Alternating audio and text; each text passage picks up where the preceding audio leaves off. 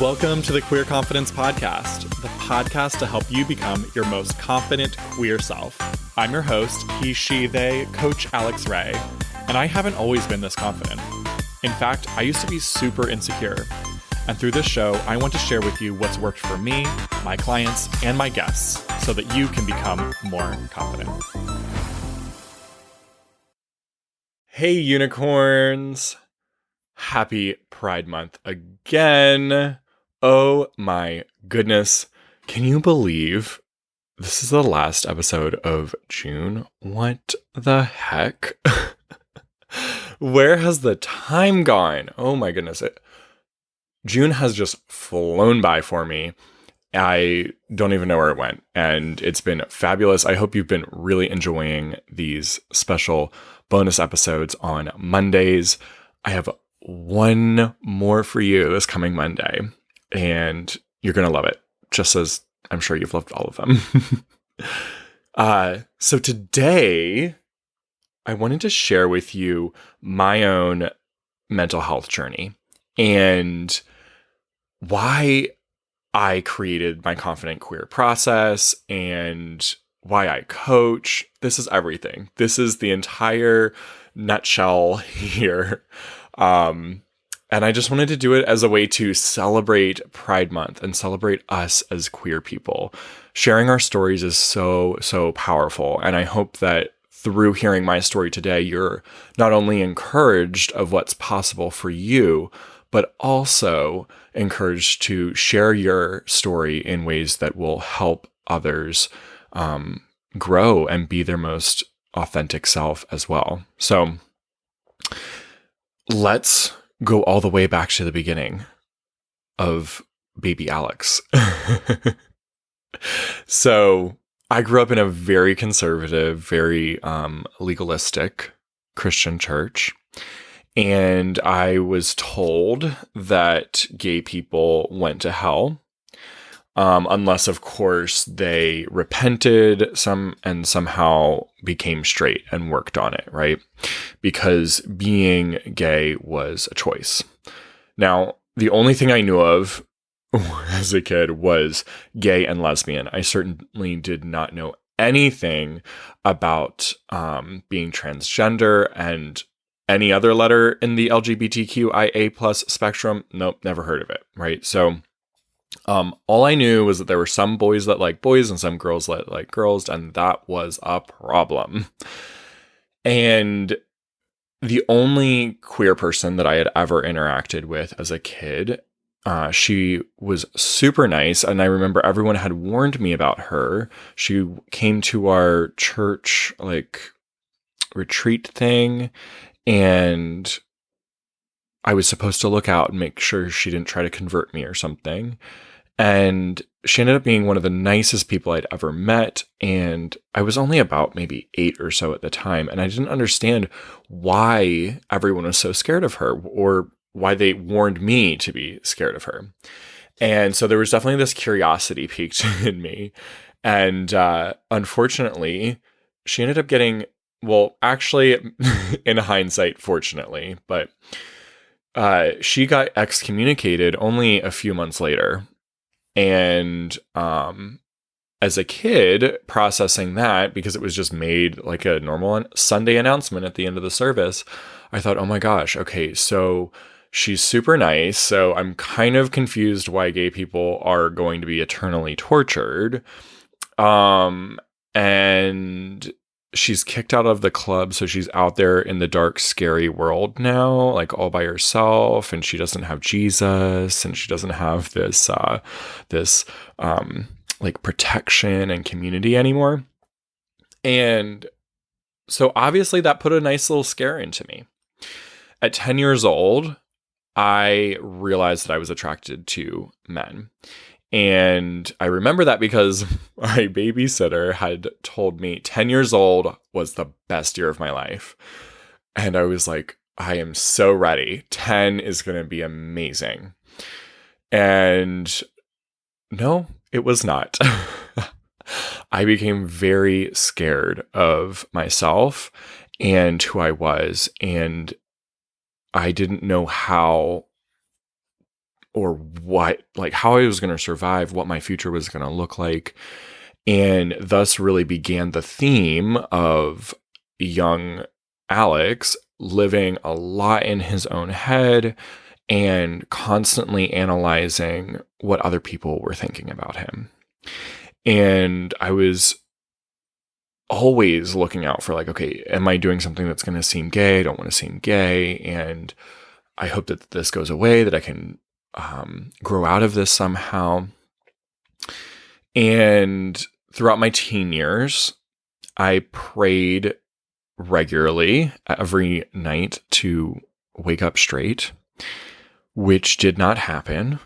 And after years of that, crying myself to sleep, hoping that I would be different. And I made some ridiculous deals, y'all. I had these prayers that I would say, God, I know that everyone has to have some kind of burden to bear, some kind of problem to deal with. But can you make it anything else? Here's what I'd rather have. I could be an alcoholic. That I could go get some help for, God, okay? Or I could be a murderer. I don't know what it is that make people murderers, but at least I could become one, and then I could go turn myself in, because I don't want to hurt anybody, but I could go turn myself in and just let them know that I'm a murderer. And then I could just be locked up in prison, and at least I wouldn't be gay.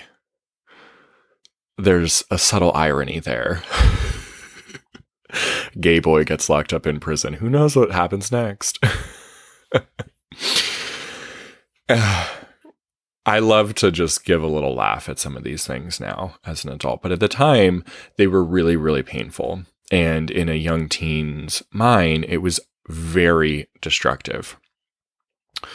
By 19, I started dating my first boyfriend, and he and I had been dating a couple months, and I said, okay, I think I need to come out to my parents, but I'm concerned that they might kick me out. So I made a plan that I could move in with him, and then I had a friend that I knew I could move in with, and then I have my grandmother that I knew. I hadn't come out to her, but something just told me that she would be okay with letting me move in with her, that she probably wouldn't have a problem with me being gay, but I don't know. I mean, she did when I was a kid tell me one time, some boys like boys and some girls like girls, and that's okay, right? And I just looked at her huh? I didn't know that she had known since I was about 12 that I was gay, maybe even younger than that, and she had no problem with it. But anyway, I made a plan, backup plan, and a backup for my backup for where I was going to move out to in case my parents kicked me out. And thankfully, they did not. But my endless research on the internet prior had prepared me for what might come next. And one of those things was looking into conversion therapy. So I made an agreement with my parents that, hey, I will give this a go on the condition that if I don't like it, I'm not going back. And we went and we saw one of these conversion therapists who I am sure now looking back was just a closeted gay man trying to convince himself that he could change by convincing others that they could change. And I did the one session, my parents were in the room, we left, and my mom asked me, so what do you think about setting up another one? And I said, oh, no. Mm-mm. I did not like that. We're never going back. Never. And that was not what she wanted to hear at the time. So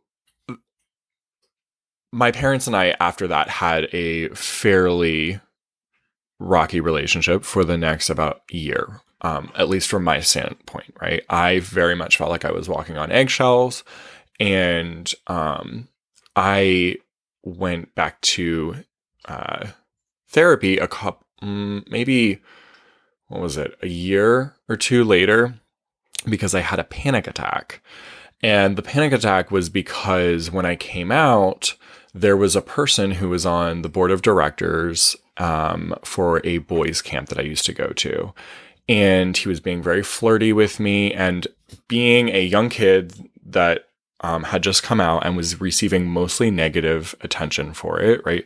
Well, not mostly negative attention. Let's see. The attention I received was positive only if it sounded like I was going to be working on becoming straight. So there is a little detail that I forgot in there, which was I ended up breaking up with my boyfriend. Well, I think he broke up with me. Who cares? A few months later. And then I decided to rededicate my life to God. And I went back to church, and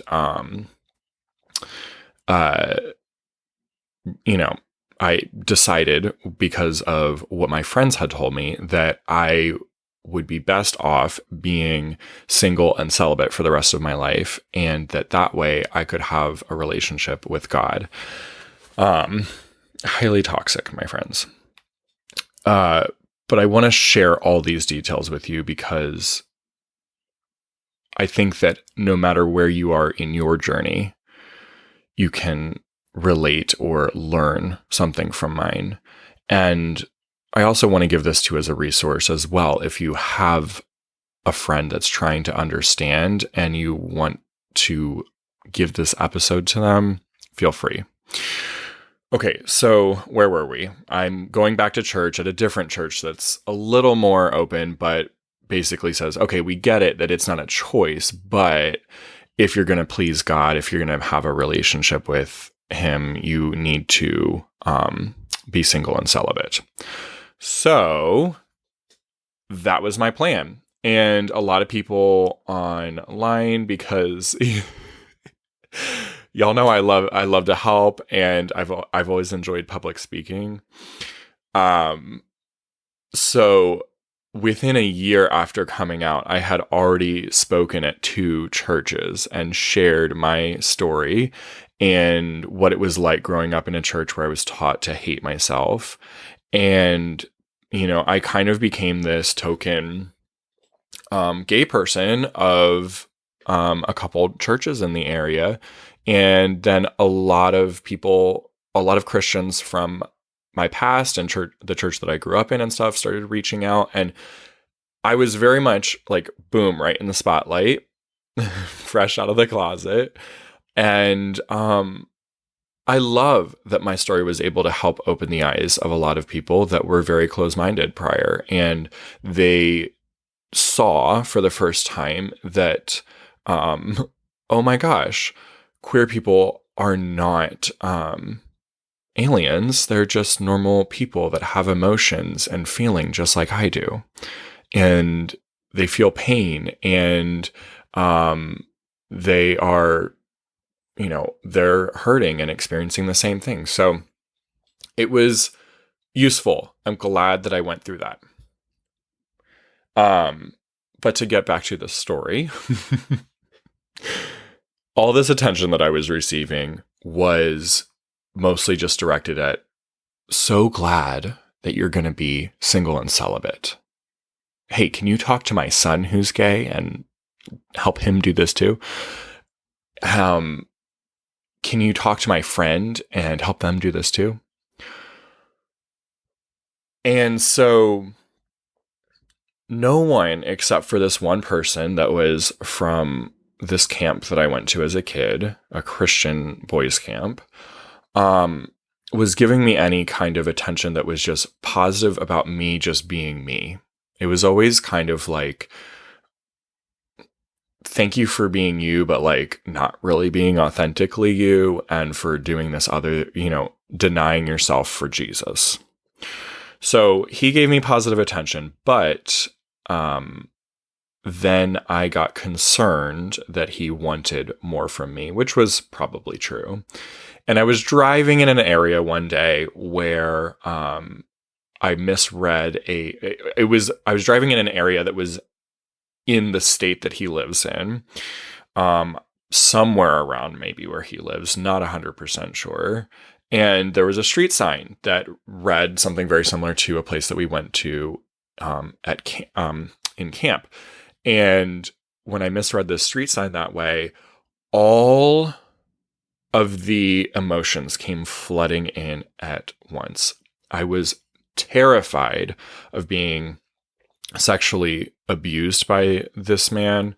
So much so that I had the location services turned off on my phone, and just was popping it on and off to find like the GPS route to get to where I was going that day. I was, in the midst of hating myself so much, and really just trying to find my place in the world. And I also forgot to mention, in second grade, I told my parents that I wanted to die. So depression was already part of my journey. So I was clinically depressed. I was barely hanging on. Had a wall of emotions that I had been holding back just to survive. And in this moment, everything let loose, and I had a full-blown panic attack in the car. And if you don't know what a panic attack is like, let me describe it for you. Every single fear alarm in your body goes off at once. You start sweating profusely. I was hyperventilating. I was crying uncontrollably. I was shaking, my entire body was just trembling. And I could not form a coherent sentence at all. I remember I called my dad and I couldn't even speak on the phone because I was just freaking out so much. I'm not really sure how I didn't get in a car accident because I kept driving. But I believe the universe was looking out for me that day and needed me to be here. So, I got through the panic attack, which a panic attack, if you ever have one, a little information on it, they only last about 10 to 20 minutes at the maximum. And then your body just is too worn out to continue going. And so thank goodness they can't last longer than that. So if you ever have one, the best thing to do, especially if you're driving, is to pull over, just let it happen, not resist, and allow your body to finish in its own timing. So at that point I said, okay, it's time to go back into therapy, right? And I guess I was probably 20 at this time, maybe almost 21. So we're like a year, I think it was about a year after coming out. I go back into therapy and we start working on some things. And during the next several years, I'm moving along in my career and I'm going to therapy and I'm being prescribed some medication for depression. But to be honest, I was not fully open with my therapist. And part of that was because I had this belief that I didn't want to be a burden. I didn't want to be a burden on her because I didn't want to be a burden on anyone. I'd become hyper independent in my life because now looking back, I know that independence was a survival mechanism for me. It wasn't safe to rely on others. And so I really pushed away from relying on other people, even if I was paying them. So I'm going to therapy, but when you're not fully open and honest, you don't get the transformation that you're looking for. Therapist is not a magician. Neither is a life coach. The work still needs to be done by us in our own life. And if we aren't fully open, we also don't have the opportunity to see a different perspective because no one can offer us a different perspective if we aren't sharing our current one. So I'm in therapy. I'm on medications. I'm kind of getting by. I'm surviving. And along comes an opportunity to start fitness coaching. I had a phenomenal transformation, physical transformation, because I hadn't ever actually gone to the gym before until I was about 18 or 19, I think, is the first time I set foot in a gym, because I was terrified of the judgment I would receive from other people. I was an extremely skinny kid, and I thought that my lack of self-worth and I thought that my confidence both were like reliant on my body shape. And so during these years, early 20s, I was diving into the gym. I was working out really hard. I was meal prepping like a badass. And I really went to work on my body. And I thought that if I solved that I could finally understand why I felt so insecure all the time, why I was constantly on the lookout for what other people thought of me and for my safety. It felt like I was living my life through the lens of other people instead of in my own head. It was like I was always having an out-of-body experience. And this is a trauma response, my friend. Like, this is not a fun way to live. This is not a healthy way to live. And it happens with many of us within the queer spectrum, because we don't know how to be ourselves and connect with ourselves and love ourselves. And there can be a billion different explanations, right? That's why I'm sharing mine with you today. So here I am working out a lot. The opportunity comes along to start doing fitness coaching in addition to the tech job that I had been working. And as someone who was a giant people pleaser, always looking to earn my value through what I could do for other people, and constantly independent, right, to a fault, I was like, hell yes, let's take on more work, right?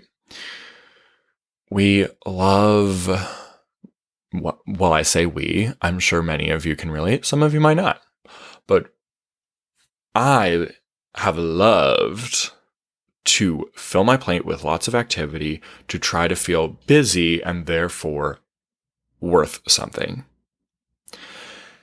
And this started becoming a problem that year.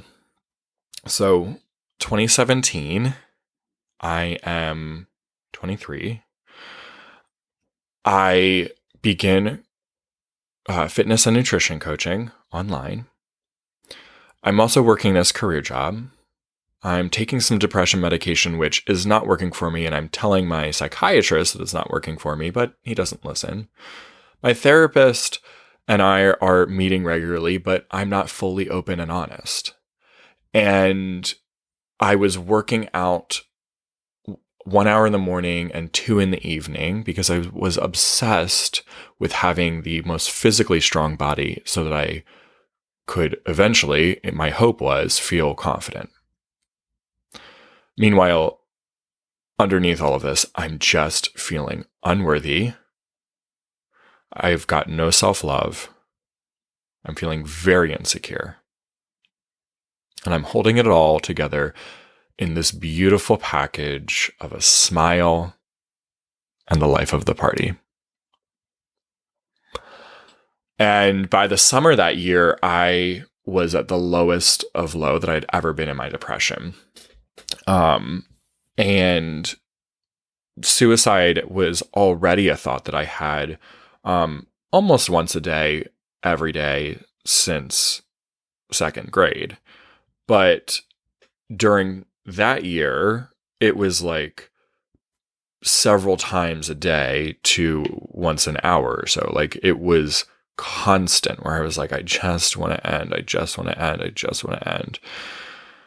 And you've heard the saying, I'm sure, that suicide is a permanent solution to a temporary problem. And my response to that is that is a phrase made up by people that have never experienced depression.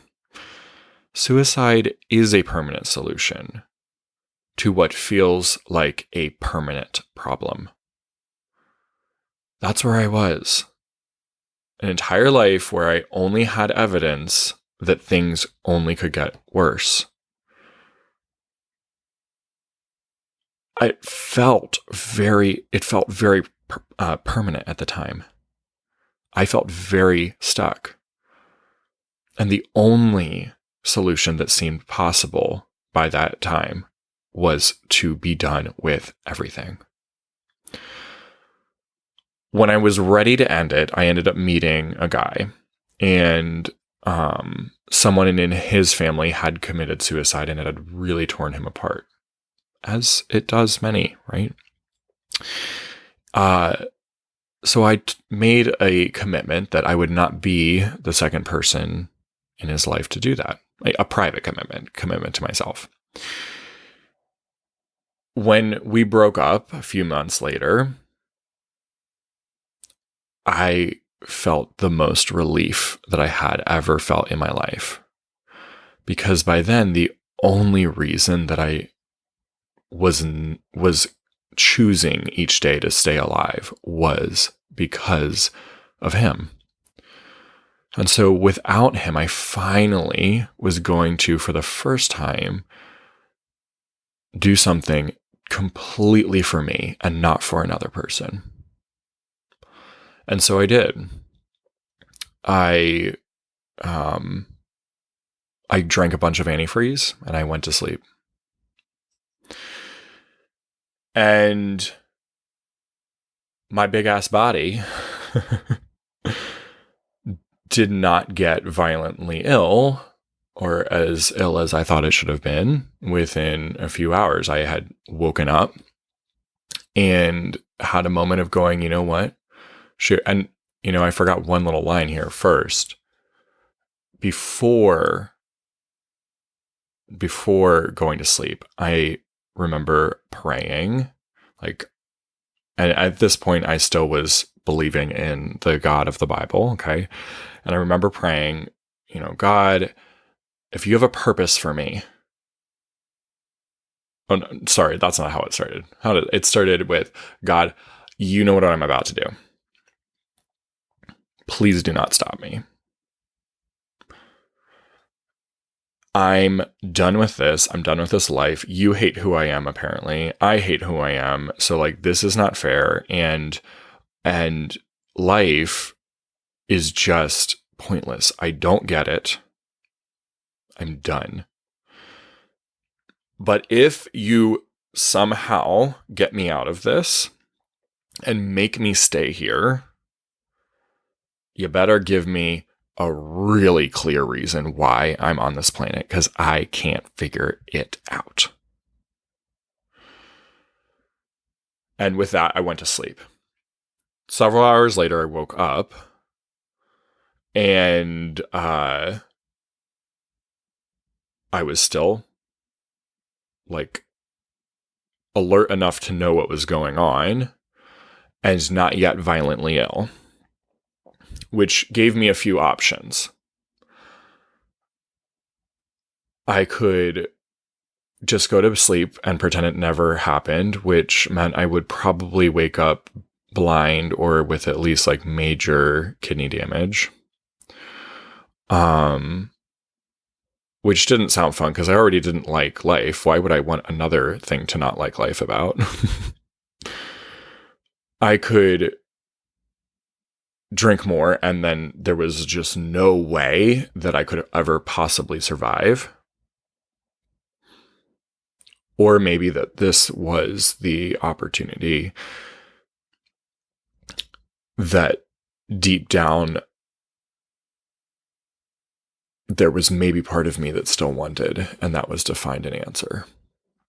And so I ended up calling 911 myself and had to do a bunch of fun things like dialysis. And when my time at I had to go to a hospital to get all those toxins out with dialysis and other things, and then went into an inpatient facility for several nights. I think it was 4 nights. And it was the first time in my life that I had really released control, where I wasn't even allowed, to do things to serve myself, where I had to be completely reliant on other people. And it was the first time that something had kind of shifted in my brain that it might possibly, just possibly, be possible that other people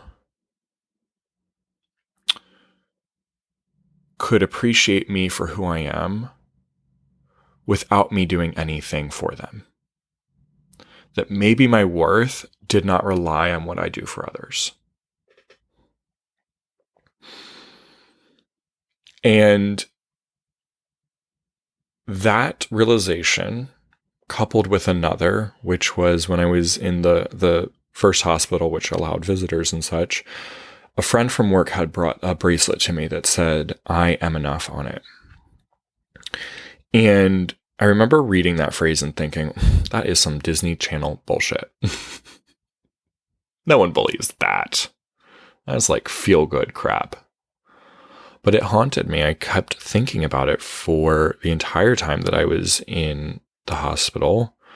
And then when I got out, I brought it up with my therapist and I was like, what would that even look like? And so I'm going to share with you, if you are a Christian, what she responded with is going to be really meaningful to you. And if not, I'll give it to you another way, right? So what she responded with was, Alex, you know, at the time, y'all have heard my current spiritual beliefs, but at the time, being someone who still labeled themselves Christian, she said, Jesus came to die for you in one of the most painful ways possible. How could you possibly be worth anything more than that? You're worth dying for. You are so valuable.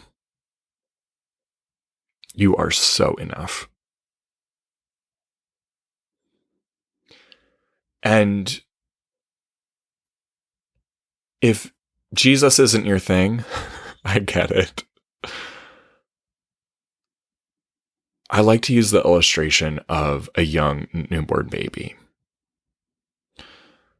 They don't do much. They stink, they make poop, and they cry a lot at the most inconvenient times. They do not do anything for others. They only suck the life out of others, right? Like, they require a lot of help and attention from other people. A newborn baby cannot do anything to earn value at all. Yet, we know inherently that a baby is worth so much. Any of you parents out there, you love your baby without them going and earning anything. And so that, my friends, was one of the biggest mental transitions that I ever experienced. It was a shock. And over the next several years, I did some more intensive therapy right away after getting out of the hospital. And then over the next several years, I really opened up and I allowed myself to be vulnerable and to be seen and to go into all of the things with my therapist. I worked with another therapist after her that was even more helpful for me, partly because he was a man and I had some mental blocks to working with a man.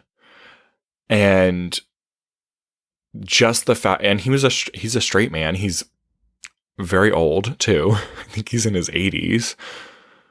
I was terrified to be open and vulnerable and honest with a old white man. How is he going to get me? I mean, like, I didn't think that he'd be very accepting of gay people. And here I was, shedding all the shit.